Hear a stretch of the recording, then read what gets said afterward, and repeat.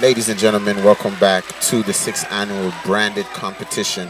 So the first participant that we have coming up goes by the name of Mefa Kwade, and her brand is called Israella KOBLA.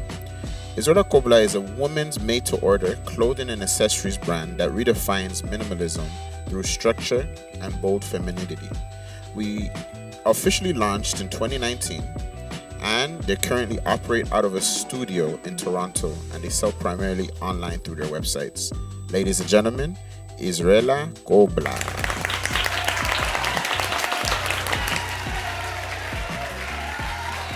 Hi everyone, my name is Mefa Kwade, and I'm the designer and founder of Israella KOBLA, the women's wear brand that is redefining minimalism.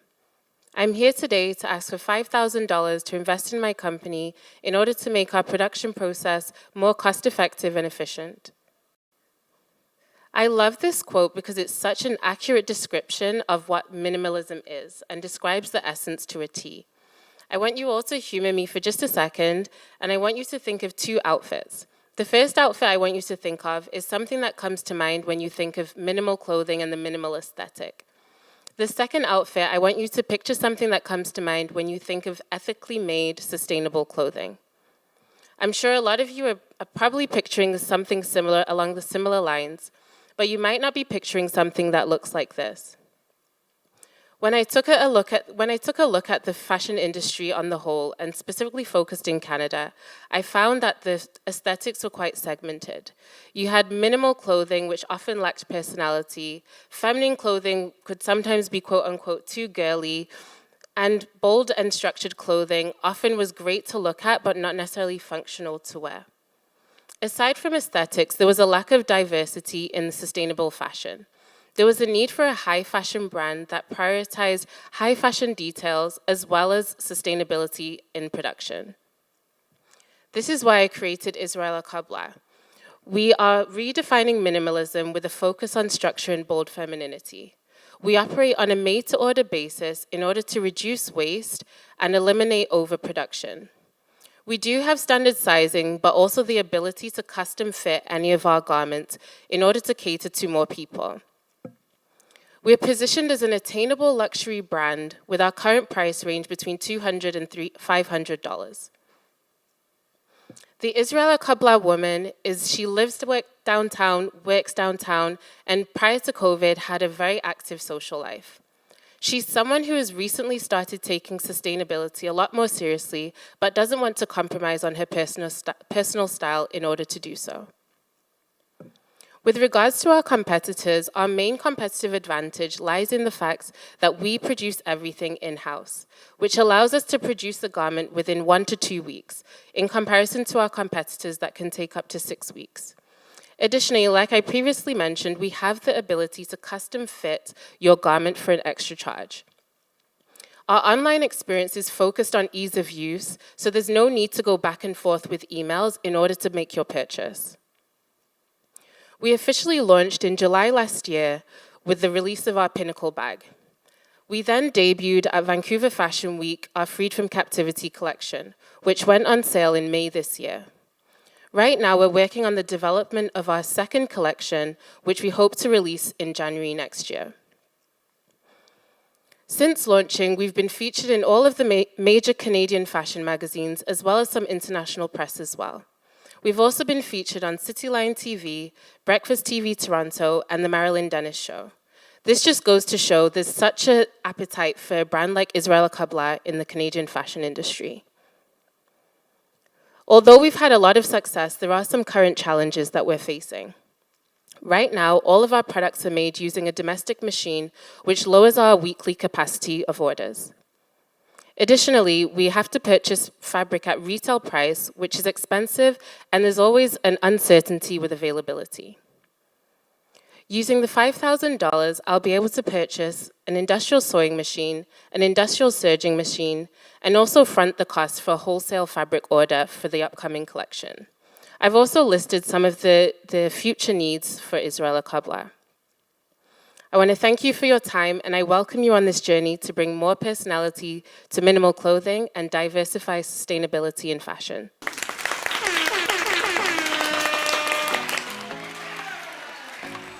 Oh my goodness, that was amazing, ladies and gentlemen. The second participant we have coming up, Chelsea Davenport and Kawi, Sankofa Stoles. Sankofa Stoles was founded by 2 black students in 2019 with headquarters in both BC and Ontario. They seek to engage black communities across Canada through their product. A kente stole, originating from Ghana, allows black graduates to represent their pride in both their culture and accomplishments. Ladies and gentlemen, please give a big round of applause for Sankofa Stoles. Hi everyone, I'm Chelsea, the co-founder of Sankofa Stoles, a company that ensures that you feel special on your graduation day by recognizing, celebrating, and valuing black graduates across Canada. Today, I'm here to share with you why we should be the next winners of the Branded Pitch Competition 2020, so we can take our business to the next level. A year ago today, my friends and I were struggling through university, facing countless barriers as black students trying to navigate the education system. When the time came to graduate, we realized we had defeated the odds. We were about to be university graduates. To celebrate, we wanted something memorable and special, but most importantly, something that embodied our black excellence. After seeing the frustration amongst our peers, we went to our university with the idea of implementing a keepsake that would embed black culture into the graduation ceremony. Unfortunately, we were immediately shut down due to the lack of understanding for the need and faced with racism. However, we did not let this hold us down. Instead, it propelled us to create Sankofa Stoles. Sankofa Stoles is an e-commerce business that specializes in the distribution of kente stoles. It is first of its kind in Canada and operates in an untapped market. Through our online store, individuals and institutions can order customizable, authentic, and affordable kente stoles at the tap of a button. What is a kente stole, you may ask? A kente stole is a scarf-like garment originating in Ghana. It represents pride in both our culture and our accomplishments. It encompasses significant colors and symbols that are rooted in a rich African history. With institutions across the country now seeking ways to support black students, our kente stoles provide a unique way to promote equity, diversity, and inclusion.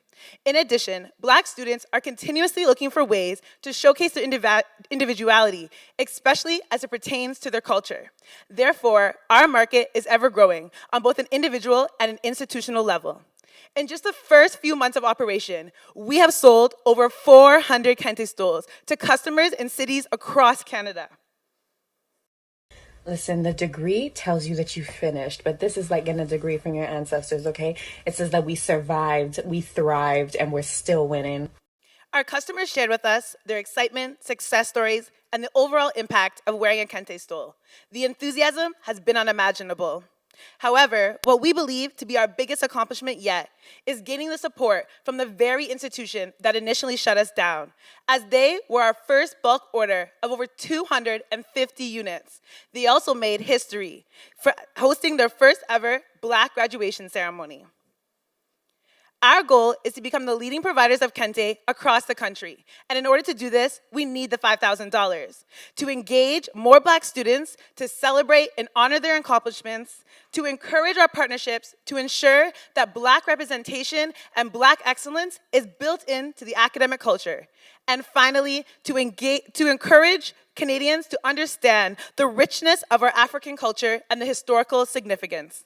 I'm now going to call in my co-founder, Kawia Tanti, who's located in Vancouver, so that she can see how we will best distribute our funds.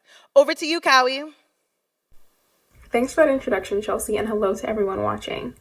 So, one of the main things we want to use this 5K for is to launch a national marketing campaign. This campaign would increase brand awareness and generate more revenue by creating at least 10 new partnerships with colleges and universities across Canada. As we don't have a marketing background, we'd like to contract a Black marketing consultant to support us along this journey and ensure that we're best allocating our funds. This would take up approximately 20% of our funding. And in order to create promotional material and prepare for the increase in sales, we'd need to upgrade our stock. So we hope to purchase and ship 100 new stoles from Ghana that are custom to our target market. 20% of our budget will be allocated to the creation of display ads. These costs include product shots, promotional videos, and the creation of other forms of advertising. We have also allocated 10% of our budget to social media paid advertising on Instagram and Facebook to direct potential partners to our new landing page. This is a big task that cannot be done on our own. So, to spread awareness, we will hire a paid influencer to connect with a broader audience. And finally, to support these efforts, we will dedicate 10% of our funding to search engine optimization techniques. Thank you, Kawia, for that lovely breakdown. And thank you to both the judges and the audience for your attention. We hope that you continue to stay connected to the work that we're doing at Sankofa Stores. And finally, we hope to be this year's winners of the Branded TO Competition 2020.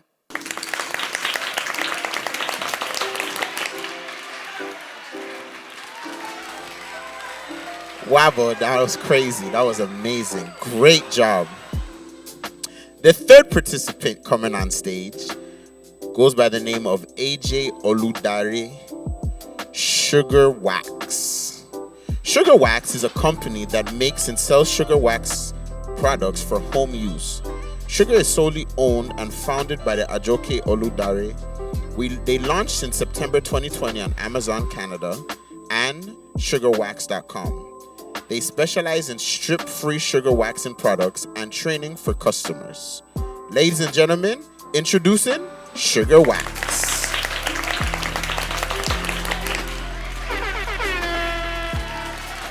Hi everyone, my name is Ajoke Olorundare and I'm the founder and CEO of Sugar Wax Inc. Sugar Wax is a company that makes and sells sugar-based hair removal products designed for home use. So just a brief introduction about what sugaring is. Sugaring is an ancient hair removal technique that uses a sugar-based paste to remove unwanted hair using a strip-free, hands-only technique. This product is typically made with a mixture of sugar, water, and lemon juice, which gives it its characteristic golden color. There are many benefits to sugaring compared to other forms of hair removal, such as waxing and shaving. Sugar paste is used at body temperature, which reduces the risk of burns and ripped skin that can sometimes happen with waxing. Additionally, this product is all natural, it's water soluble and biodegradable, so it's safe for the environment. And the results of sugaring last significantly longer than other forms of hair removal, such as shaving. So what exactly is the problem that our business is solving? Well, first of all, consumers want the option to administer sugaring services in the comfort of their homes, and most sugaring products are not made available to consumers, and they are only marketed to and sold to professionals. Additionally, if consumers decide to make their own sugar wax at home, it is often difficult to make this product, and even if you do succeed in making your own sugar wax, content teaching consumers how to sugar themselves correctly is not readily available. So our solution was to create a company and a brand that offers the products, supplies, and training required for consumers to enjoy the benefits of sugaring for hair removal in the comfort of their homes. We've been able to successfully validate the need and the desire for our product, as well as the strength of our brand, by launching in early September of this year and generating approximately $1,200 in sales via Amazon.ca and our Shopify store. We operate in a large global marketplace that is set to reach $18.8 billion by 2026, and our top 3 competitors in Canada are Nair, Parissa, and Veet.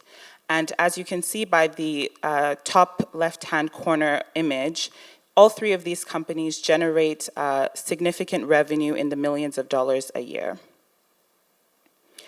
So our product is sugaring paste, accessories, and training that is designed for consumers to use sugar wax at home. We have an innovative and proprietary product that allows us to have vivid colors while maintaining a high level of functionality and performance. We are also easily accessible with a direct-to-consumer e-commerce model, and we offer training and support for our consumers to enjoy the journey of learning how to sugar themselves at home. So our team right now is comprised of myself, the founder. I have a Bachelor of Arts in International Development. I'm a project management professional, and I have over 10 years of making and using sugar wax. We launched in September of this year, and at the moment, we are currently working on outsourcing our production to a commercial facility and relaunching in Canada in March of next year. After that, we plan to do a phased global launch of our products, starting with the United States. The primary challenge that our business is facing right now is lack of sufficient capital to invest in scaling our production and relaunching successfully. So our ask is that if we are privileged enough to win this $5,000 grant, we'll use this money to increase our production capacity and quality control measures by moving to a commercial production facility, and increase our customer acquisition efforts via influencer partnerships and paid ads. So in conclusion, hair removal is a growing market, and there is a significant market gap in the at-home hair removal space, specifically for sugaring products. And we believe that our brand is positioned to fill this gap with our unique product offering and our strong, compelling brand image. Thank you very much, and I welcome your questions or comments.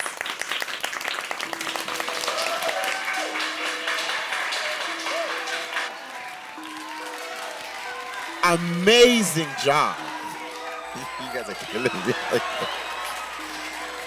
Our fourth contestant coming up goes by the name of Cree Fearman on White Product Photography.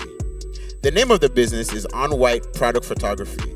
Currently, it's comprised of both her and Aaliyah. Currently, they operate remotely between Bowmanville and Toronto. They provide product photography solutions, both locally and nationwide. Ladies and gentlemen, On White Photography.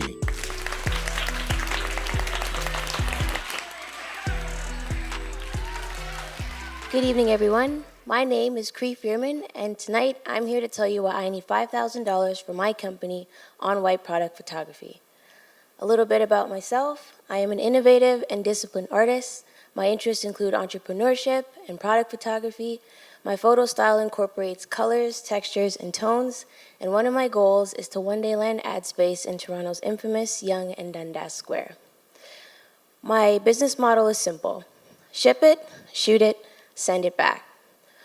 On White is a remote service that is modeled around providing commercial-grade images to small businesses. Customers can either ship or hand-drop their items to me, and I will follow their exact vision to bring their products to life. So let's go for a walk. Better yet, let's go shopping. So you walk into Yorkdale and you see this awesome shirt. You pick it up, you examine it, you try it on, and if you like it, you'll buy it. But with online shopping, you can't touch the products anymore.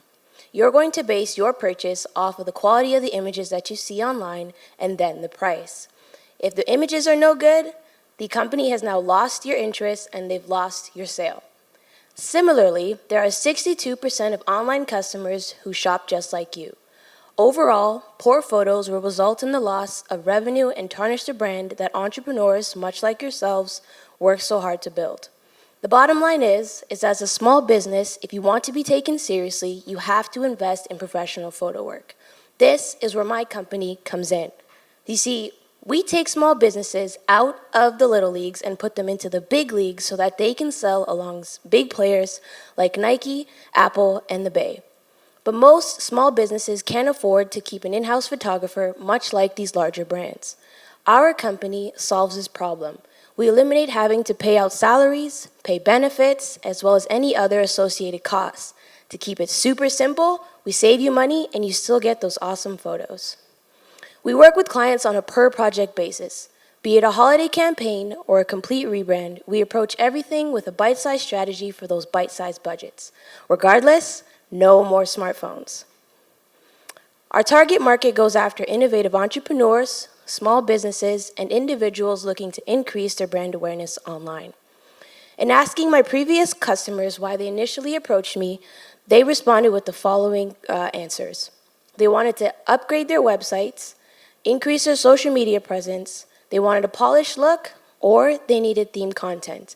Listen, by the end of 2020, in Canada alone, there will be over 1.2 million small businesses, most of which have had to switch over to an online business model, therefore forcing business owners to rely on their photos to become their best sales representatives.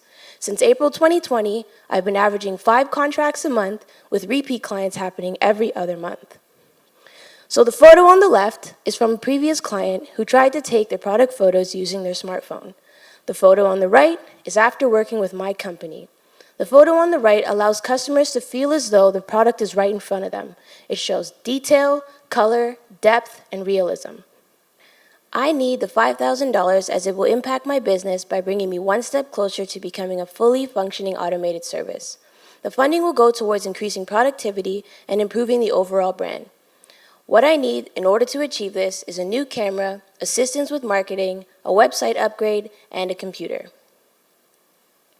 By bringing my camera inventory up to 2, this will allow me to take on a second shooter so that I can open the floor up to receive more contracts to help more clients. I need help with my marketing as I currently do not have a solid brand kit or a marketing strategy in place. By hiring somebody, this will free up more time for me to also accept more clients and to take on more contracts. My website has a .wix.com URL. To me, this is unprofessional and unpolished, and I want to make sure that I look as good as the companies that I'm trying to help. Lastly, I'm sharing my computer with my little sister between her classes and my photo projects. The last thing I want to do is to have to turn down a customer because of scheduling conflicts with the computer. Here, you'll see photo examples of a previous client, Kitchen Stuff Plus. Most of these photos can be found on their website, in their stores, on their packaging, and you'll see them in flyers circulating across 50,000 homes across Canada.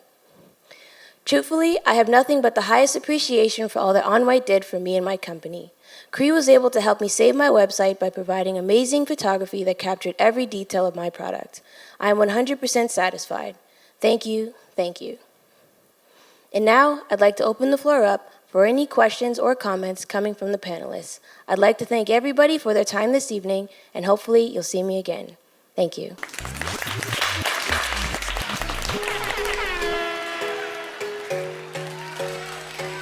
Wow, lights, camera, action. The fifth and final contestant coming up is Damika, Hart, and Linda, and their product is called Clutch. So what Clutch is an online driver's ED and scheduling app that connects students with driving instructors in an Uber-like interface. Founded by Linda and Damika in 2019 with the inspiration to create a safe space for women to learn to drive standard, clutch, and automatic, Clutch was developed into a mission to transform driver's ed. Ladies and gentlemen, introducing Clutch.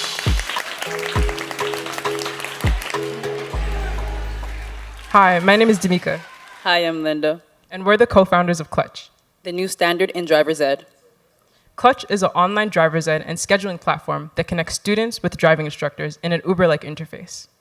I've been driving for over 10 years, and I decided I wanted to challenge myself and learn how to drive standard. I hired an instructor, but I had a really bad experience, and I knew other people felt the same way, so I decided to start my own driving school to teach women how to drive in a safe and comfortable environment. And I met Linda in 2018, and she pitched the idea of this driving school to me, and I was eager to take my first lesson. But that first lesson quickly turned into a business meeting, where we started to discuss the overall issues in the driving school industry. One of the biggest pain points that came across was the time-consuming manual paper and pen method that driving schools and instructors were using to book lessons. So this is where the idea from Clutch App came to be. We shifted the idea from being a driving school to an app that services the driving school industry across Canada. The app works in 3 easy steps. Step 1, create a profile. Step 2, you find a nearby instructor. Step 3, you book, pay, and receive feedback after your lesson. And here are just a couple slides showing our app interface.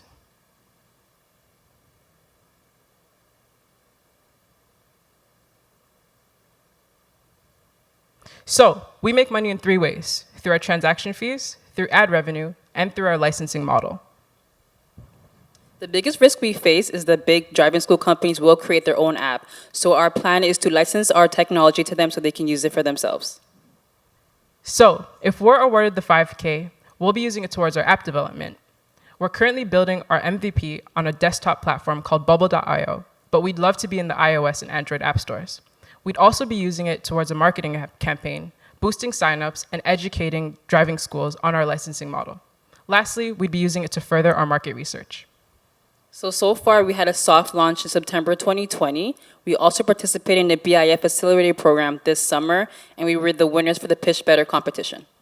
So, with your help, we can make it to our next milestones, launching in the iOS and Android app stores, and in spring of 2021, doing an official launch.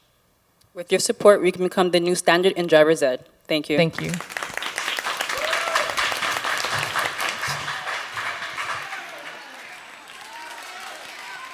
Wow, what a clutch way to end the night. Right now, we're going to turn things over to the judges, where they're going to basically tally up all their votes and give feedback for each of the participants. All those that are watching from home, make sure that you guys vote on who you think deserves to win this year's 2020 Branded TO Pitch Competition.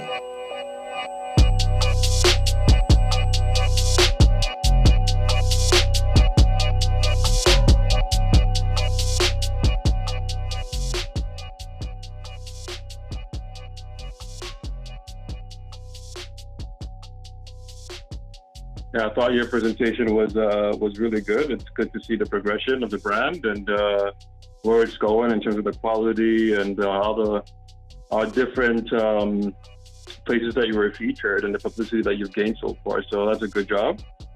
I'm just eager to know that, since you started, you had an idea of a customer persona in terms of like the ideal person that you're targeting. But I'm just wondering if, since you started, if the early adopters you have actually match that, or if it's slightly different. I would say with the clothing, definitely. But with COVID, I started selling masks, and then I was pushing the bags again as well. And I think that one, it throws off the customer profile because everybody is wearing masks right now. So kind of basing it on the masks, I would say it's a really mixed batch, so it's hard to tell. But based on the people who have been buying the clothing, especially during this time, because typically my target customer isn't that affected in terms of financially by the pandemic. So I'd say with the clothing, definitely yes. I love it, by the way. Your designs are very nice. Thank you. It's very unique in how you dealt with lines. I really like it. I love the design part, and it's very high end. Thank you. So it really does. So when we talk about I guess pivoting I don't know how the fashion industry is doing right when it comes to wear, because a lot of people are wearing comfort clothes. Exactly. So yeah. It's now, I guess, we got to think about what that pivot looks like. Yes, it's very beautiful. How are people wearing this? Maybe you change the advertising or the branding of it to maybe people at home doing videos in these, like the dress up party type of thing. So it's that sort of things I would think about is how do you pivot? You don't have to sacrifice the design, but you can pivot in many different ways. So that's sort of the thing that I would sort of consider. So have you been thinking about that? Yeah, definitely. So there's a few different options I've kind of taken into consideration and I'm planning towards, because I'm not sure if I mentioned it in the presentation, but my collections are not based on, okay, fall winter 2020 done, you can't get it again. So it's something I'm looking towards for the next year, even though there will be new collections, but I'll still have the previous collections available. So just to give you an idea of some of the things, one of the things I'm looking into is some of the tops, having it in the exact same style, but in like more comfortable fabric. So with stretchy material, maybe the arm straps are a little bit shorter, because one thing for me is that I think the brand identity is so strong that I wouldn't want to dilute it and just jump on this wave of, loungewear. And even something I'm testing as well is the dress that I wore for the presentation. It was a relaxed fit, but it was still very on brand. And so I'm looking into exploring ways of doing looser fitting clothing, but it's still on brand and it's not loungewear. It's something that you can wear in the house and be comfortable, but you can easily run out of the house at a moment's notice as well. So I'd say those are the two different things I'm really exploring right now to see how feasible it is. And as well, I started selling masks like everybody has, and just pushing some of the... That's been doing really good. And one thing I'm not mad at, because like I said, if I jump on something, it has to be on brand. I don't have the patterned one to show you. But for example, I'll show you the plain one. It's got a leather strip down the middle, right? So it's something that's still on brand, and it's kind of been a good gateway into the brand. So, okay, now things are back up and running. I love that. Yeah, people have me on their radar and have Israella KOBLA on their radar. So I've really been focusing a lot on that kind of brand development and still getting us visible in front of people, because eventually people are going to start buying again. And only being in operation for 1 year, I don't want to dilute the message. You know, are we this, are we that? I think if I start jumping on so many different things, it's going to dilute the essence of the brand and people are going to be confused as to what we do. Enough said. Thank you. Thank you. I just have a comment I wanted to say. Thank you very much for your presentation. It was pristine. It was beautiful. And I also appreciated upscaling, I guess, tailor-made clothes, but also offering it online, you know, as somebody who likes individual pieces. I was like, amazing. How am I going to find a tailor that I can talk to online? Because I really don't go to someone's house. So I really appreciated that piece of it, really working within the fashion industry while we're working with the times that are happening right now. Right. I appreciate you having a conversation a bit about masks, because I feel like every brand, whether they want to or not, is being pushed down this pathway, but also being very hesitant around going completely down this rabbit hole because you have a brand that you're standing beside. Appreciate. So that was just my comment. I don't have any questions. Thank you. Thank you. I really enjoyed your presentation, your pitch. So thank you for that. What is your full vision for your business? Like you're saying that you're in a year of operations. Like I mean, many people do things on the side of on the is this something that you have in sort of a long-term basis? And if you could just share a little bit about that long-term vision. Yeah, I think as we started with bags, I really want to create a lifestyle brand, but in a slow and systematic way. So, gradually as we're building a following and as we're building a really big client base, gradually introducing new products. So accessories, eventually shoes, eventually jewelry as well. And I do want everything to be in-house. I want a vertically integrated business. So I'm going to be trying to, work on the manufacturing side of things as well. And that can have so many other offshoots as well. So yeah, the big goal is to have it as a lifestyle brand and also add more services with regards to production in-house. I just had a comment. It was just amazing work as a fashion designer. Amazing work. Thank you. Are you doing the face masks with an order? Like, do they come in with an order, or do they have to pay for it separately, or is that on top of? Is there an extra charge for that comes with the order? Yeah, so that's a totally separate, that's an actual whole product by itself. Right now, I know the time's going, but right now we're doing a buy one, gift one promotion. So you could do bags mixed with the masks as well. So that's been a really good end of year push. For me, again, because the clothing is not flowing as quickly as I would like in normal times. But that was a really good boost I found, where it's like 2020 has been hard. You know, you're thinking of someone, gift them. There's less guilt behind buying, but it's also, you know, essentially a sale too, but kind of branding it a bit differently.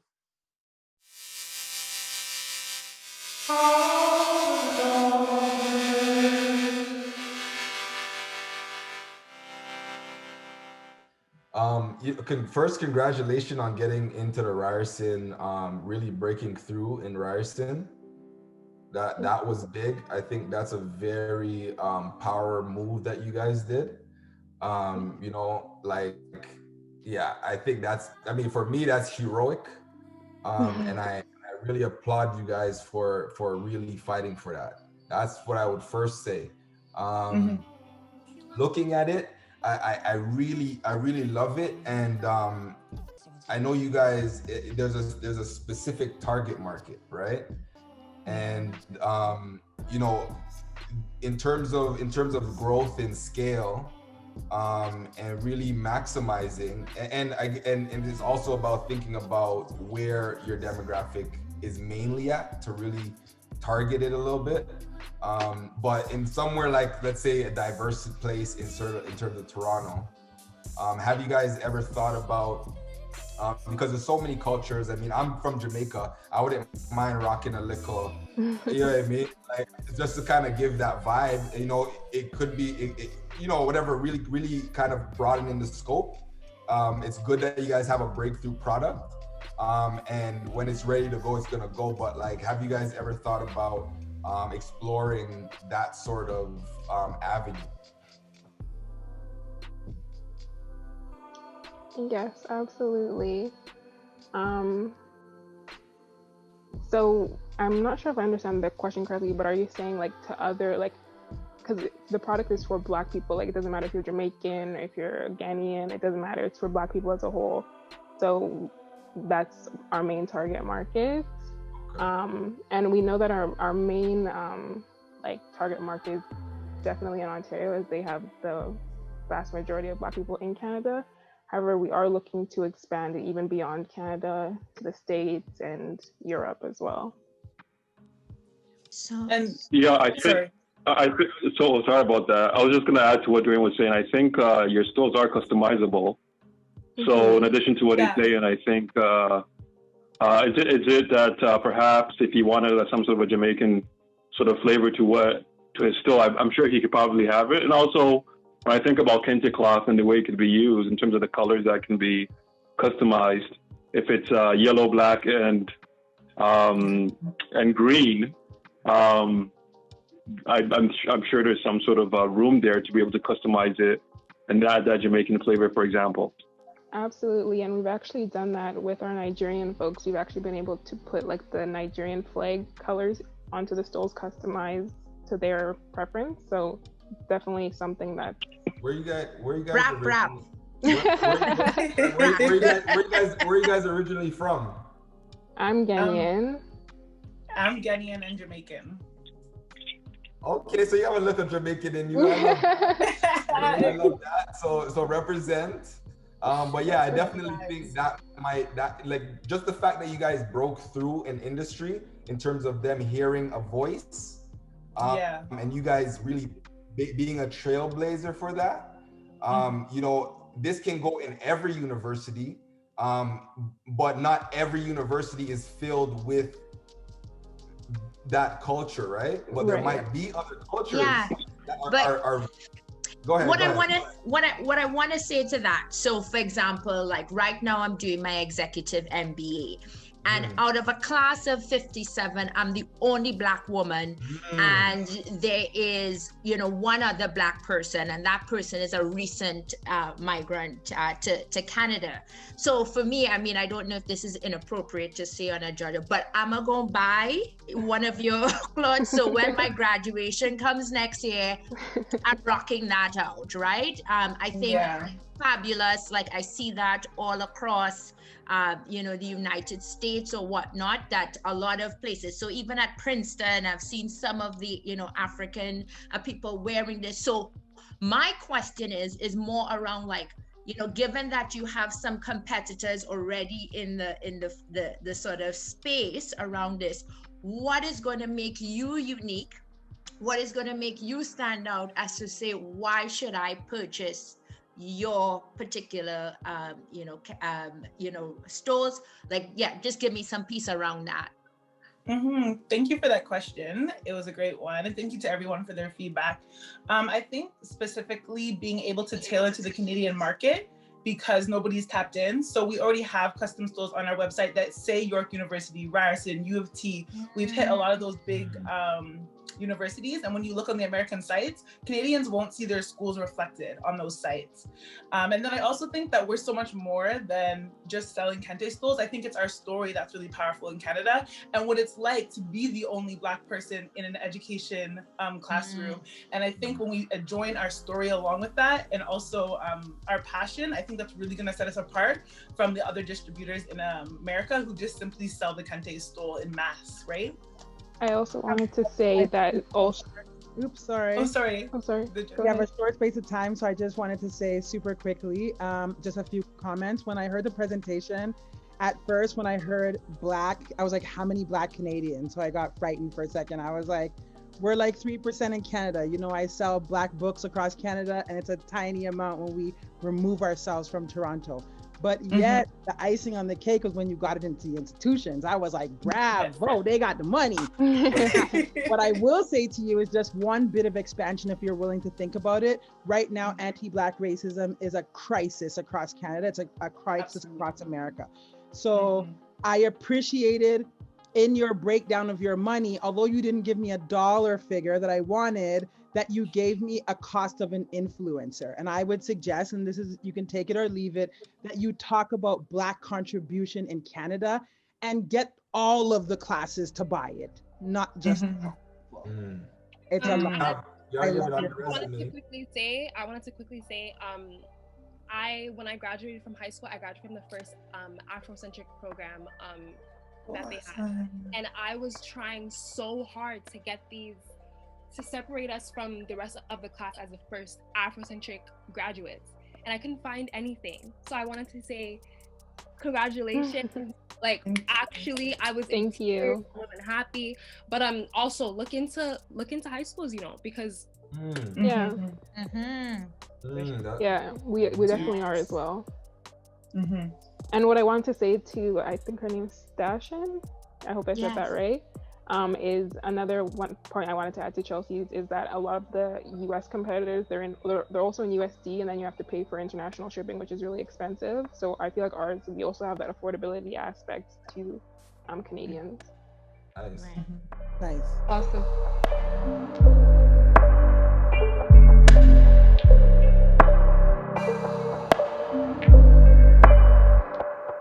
Thank you for your presentation. I just rewatched it before we did this piece, and I made a few notes. I was super excited that you are creating, it's a niche market, because definitely with the sugar waxing, it's for large stores. So I was excited with that, and in terms of how you were supporting people. And I guess one comment that I jotted down was I would have liked a little bit more information about the scaling of your product, and possibly because I think you mentioned that you're going to be going into a larger facility out into America. Is there like, I don't know, FDA or any of that you have to deal with when it comes to sugar waxing into America? So I'm outsourcing the production to a commercial manufacturer who does sugar waxing products already on a commercial scale. Previously, I was making it in my kitchen. So that would definitely not be aligning to any kind of FDA or even Health Canada regulations. From what I know so far, cosmetic regulations more so have to do with the labeling. So for Canada, we are to standard with the labeling, both, English and French, having directions, etc.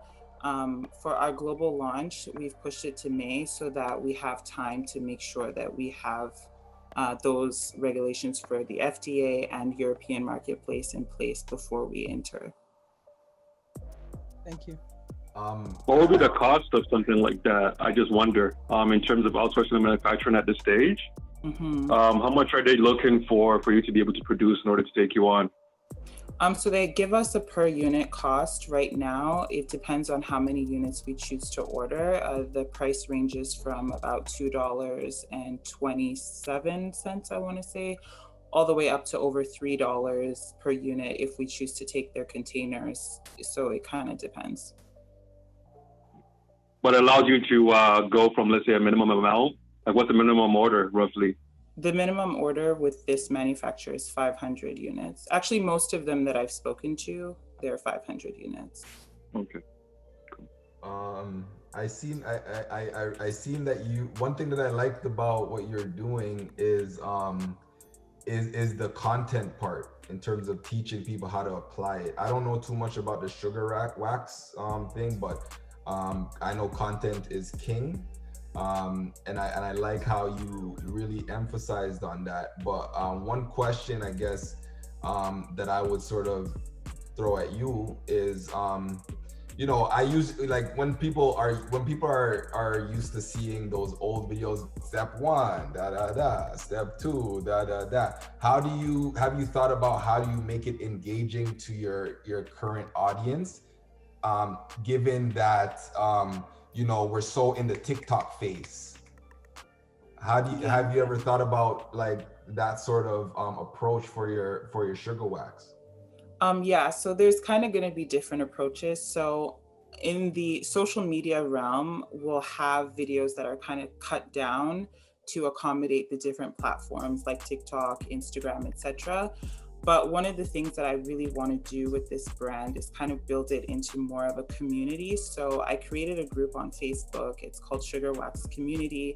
And that's kind of where I want to have the hub for the training videos, and also to be able to engage with people, like my customers, one-on-one. So if they have questions or they have problems using the product, I can be there, or as I build out my team, like my team can also be there to answer them.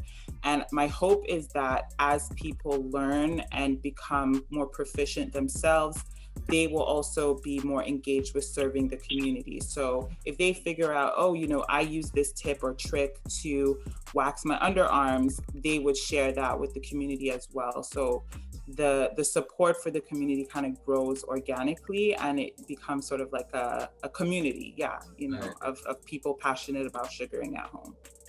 I love that. I love that. Community is everything. So I love that as a brand. That's a part of your core values. Yes.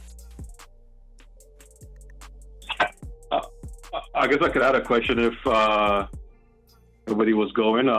What's your price point? Sorry. The product right now is $19.95. Okay, cool. Yeah. So can I just ask, in terms of other product like offerings, because beyond just is there like these sticks? Is there like other things, and like, do you see, just what is some of your thoughts about the other products, because it seems very singular.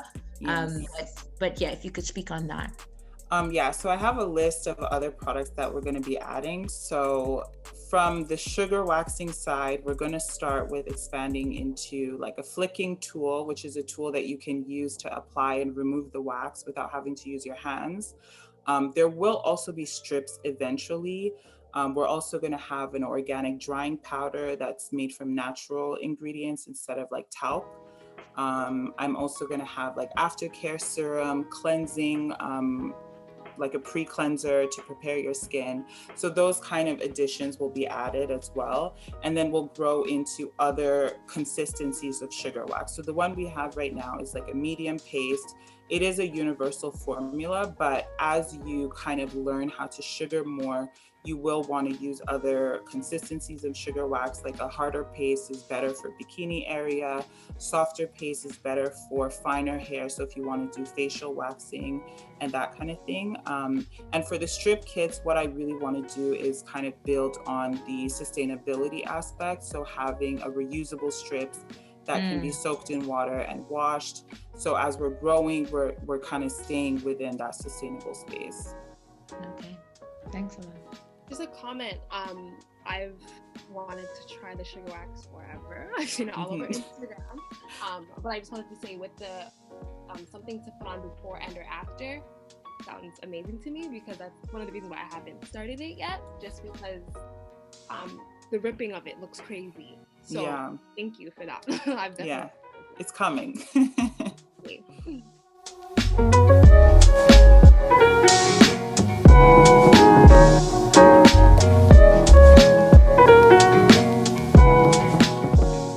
Okay, I have a comment.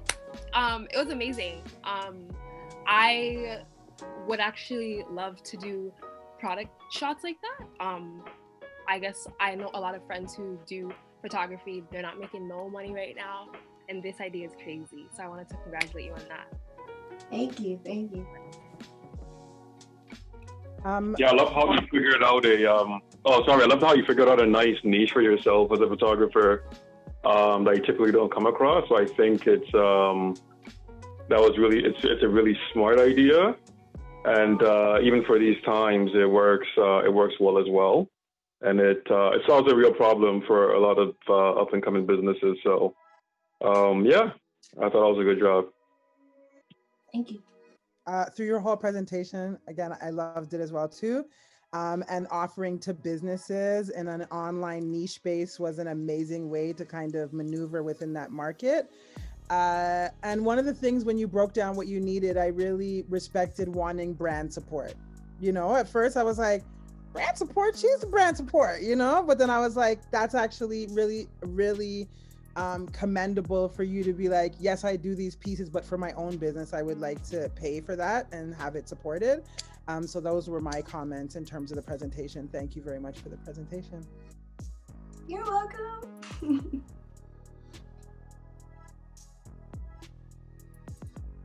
I'm also curious to know your price in terms of, what are what's like the typical charge and what's involved, especially like how much time it takes you to execute on a particular offer. So what I've noticed is most of my contracts will range between $250 to $600 per client. It'll all depend on the size. So if they just want product shot on an on-white backdrop, if I could turn my computer, I would, but I was actually just shooting some just before I jumped on with you guys. It only takes me about a day just to complete at least 100 photos. I outsource the clipping and then I retouch the products to get them all sharp and polished.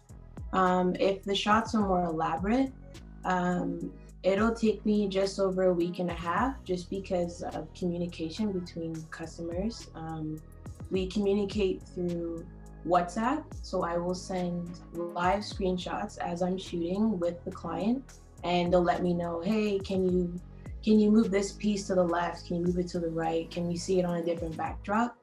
So that does take a bit more of my time in terms of elaborate shots, but no more than a week and a half. And did you answer the cost one, or did I miss that? The cost portion of it? Yeah, so right now my costs or my charges? You said it was $250 between $600 per customer. Yes, that's the average. Yeah, but I do have packages, but most of them are ranging in between the $250 and $600 range. I guess because we have 1 minute, I'm the creative guy, and I obviously love what you're doing. So I'm gonna, I guess, take you from another angle in terms of the creative process. I first think you're undervaluing yourself. So I think you want to really talk about structure in terms of consultation and the creative process of really nailing that idea. Because when you're talking about advertising and ad marketing, you want to be able to compete with those sort of marketing companies that, you know, they're doing what you're doing, but in terms of your structure in the business side of things, you want to be able to really like deliver a product that is competitive in your styles. So if you're going to do that, it takes a longer creative process. So I think $600 for your time is very little to really kind of get that idea out and present it in front of a client, because you have the drive, you have everything in order to get the $2,000, $3,000 clients, which I think your product, your shots are amazing. Thank you. Right? You do have that quality. So I think it's now thinking about the structure and how it's out, because everybody loves it, right? I knew everybody, I mean, everyone loves it because I know how important it is. Like everybody thinks they can shoot this on their iPhone, but I know what it takes. And I just want to throw it in your brain, but of course it's amazing. Thank you. Thank you. One thing I might add to is another approach, because you might be a little bit newer to the to offering this business, is to perhaps segment it similar to what Dwayne is saying. So you do have your core sort of higher end customers you might be seeking in terms of you know, the high revenues, but you might also have an offer that's a quick one, an entry level offer, you know, and obviously it's going to be very limited because as Dwayne was saying, it's there's a lot involved. And you want to have a higher pricing for your business. So, I mean, having at least one or a few options that are very limited that people can sort of assess for now, and then as you grow and as you get more customers, your prices can definitely continue to rise. You know, the thing is, and I think the way you do that, I would offer $200 to $600 for one product. One product, right? And I think you can start there, right? And understand that they're getting a quality, and then you can go like whether it's $50 per additional or $100 per additional, depending on the concept. You know, because concept and the idea is one product or whatever. So to base it out into a campaign now, you know, that's a different takes a different manpower that you would want to make sure you're being valued for. Okay.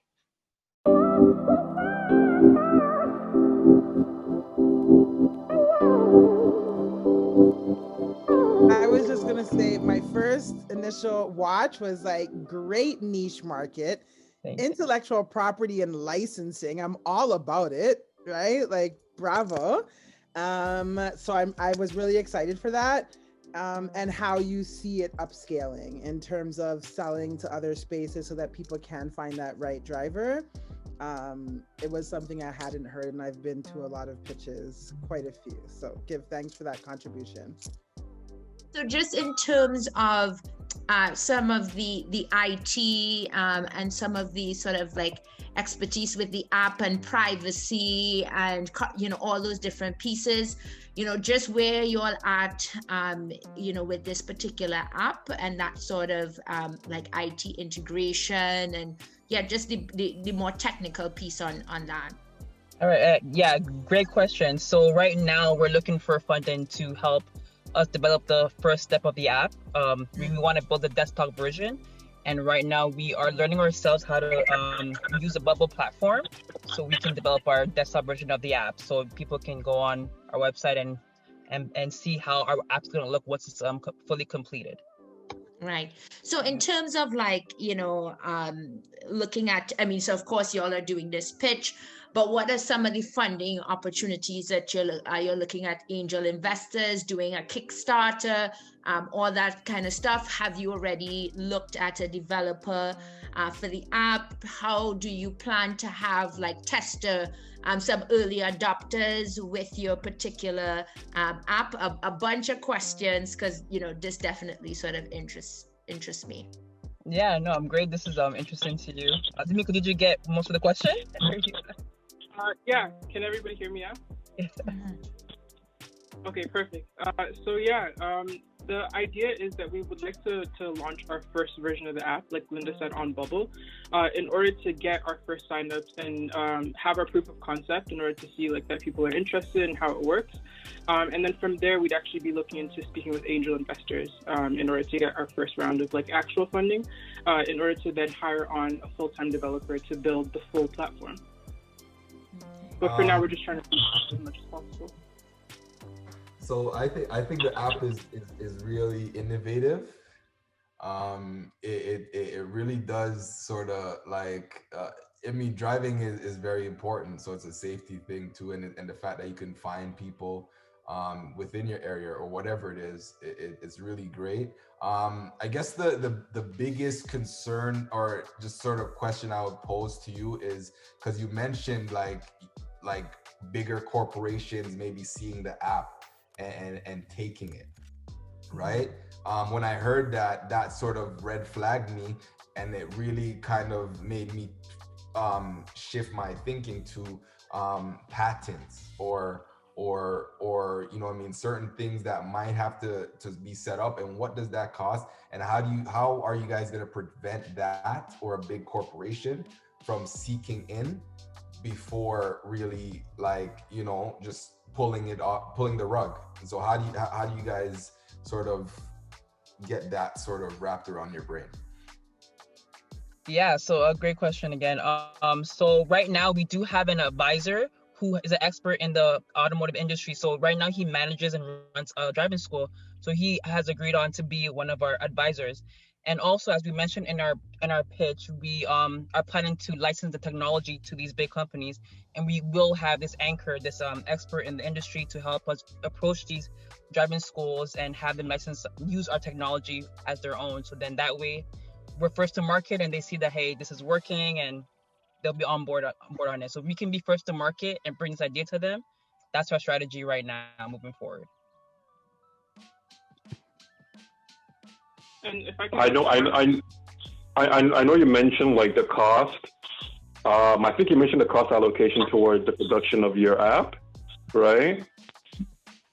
But the thing is, what is the total cost above and beyond just what the funding requirements would be based upon this funding that you're applying for? Like, how much would you think it's going to cost to produce this at this point in total? Great question as well. So we've actually started speaking to developers, and the cost is going to be around $80,000. So that is why we're trying to build out the platform on our own on Bubble first, in order to get a proof of concept, so that we could actually go in with an idea of, okay, we have this app, it's not the full app, but we can now go in and start having those actual conversations with angel investors in order to get that bulk of funding. So the funding that we're looking for right now is just to help us building out like the first version, like the very like basic MVP version of the app. Okay, right. And sorry, and congratulations on winning the other pitch contest.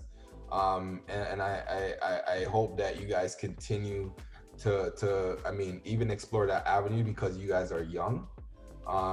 You know, the idea is great, you know, and I think that's what's driving it. But then when you're competing in a world of tech, right? In a world of tech, you got to know your competitors. You got to know what Instagram did. You got to know even what Clubhouse is doing right now. You got to know how they're sort of positioning their funding, because $80,000 is not a joke. And then there's other costs that comes with that. So figuring out what those other costs are is going to really help you to understand your timeline to get it to beta. I know we have to go. I just have a question quickly. Is there an opportunity for the user to like maybe practice for their driver's test? I don't have my license and I've been using these apps. And I'm thinking if you could just fit all that into one thing, that'd be dope. That's amazing. That's a great idea. I mean, I remember even just playing card games on my phone, you know, just to play around. So to know that that's a feat, that's something to think about. Just Need for Speed. Just get onto Need for Speed. And I want to be able to back up, you know, and it's fun.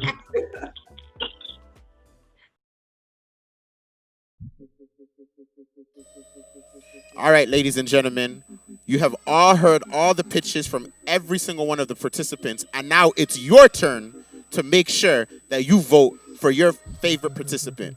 What you have to do right now is go on brandedto/vote to vote for who you think deserves to be the winner of this year's 2020 pitch competition. Now, all it takes is for you to be on your cell phone or for you to be on your computer and put brandedto.com/vote, and you can vote for who you think should be this year's Branded TO Pitch Competition champion. Thanks again for watching. Make sure you follow all the socials, Branded TO on everything, and I'll be here next year, same time, same place. Thanks a lot for watching, and I hope to see you guys soon.